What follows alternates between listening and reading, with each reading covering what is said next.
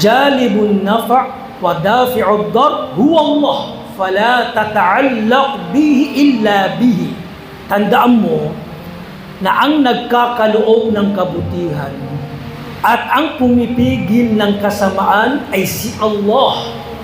Kaya huwag umugnay sa iba liban kay Allah subhanahu wa ta'ala. Si Allah ang nangangasiwa, kumukontrol sa lahat. Nagdudulot, nagbibigay ng kabutihan tulad ng rizq at pumipigil ng ano pa mang kasamaan o masama. Kaya huwag umugnay sa iba liban sa Kanya. Laging manalig magtiwala kay Allah subhanahu wa ta'ala.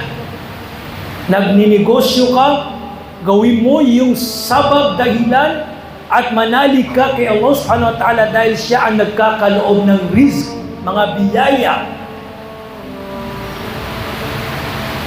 At siya din ang pumipigil ng kasama. Kung gusto niyang may mangyari sa iyo ay hindi mangyayari ayon sa itinagda ni Allah subhanahu wa ta'ala.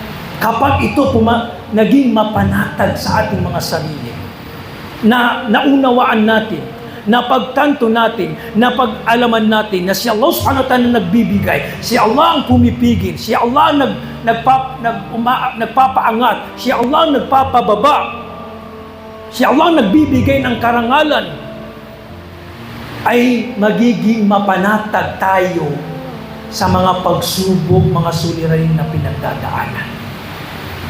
Tingnan nyo ang itinuro ng Rasulullah na tawakkul, matibay na pananalig, pagtitiwala kay Allah subhanahu wa ta'ala. Sabi ng Rasulullah, wa'alam anna al-ummah ila akhir lang. Tandaan mo na kung ang umma, ang lahat ng tao, mga jin man o mga tao ay magtipon-tipon sila upang bigyan ka ng kabutihan, ay walang kabutihan ang iyong matatamo liban na lamang sa kabutihan na isinulat, itinagda ni Allah subhanahu wa ta'ala.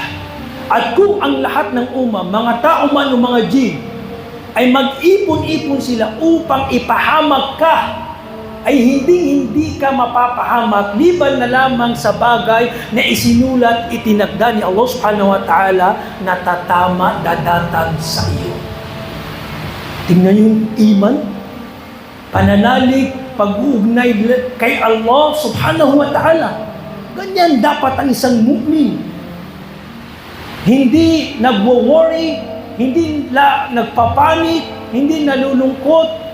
Dapat laging nagtitiwala, nananalig kay Allah subhanahu wa ta'ala.